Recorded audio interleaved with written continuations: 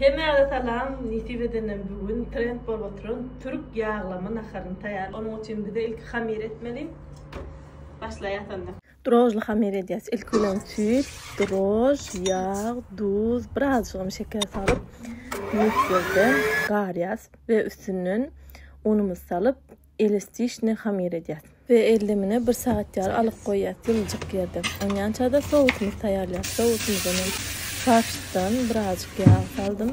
İsleğe duz salıp renk ütgöyança qovuruyaz ve üstünden soğanımızı salıp qovuruyaz. Soğandan balqarsık berez, burç, isleğe tomat ve 2 stakan yağ su salıp pesecik otta buğlamanı koyaz.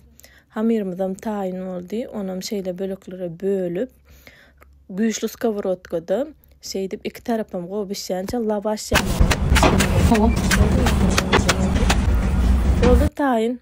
Sousumuza qaralaryny batyryp ortasyna da farşly sousumuzy goýup üstüne üst goýup dip taýarlaýas. Boldy.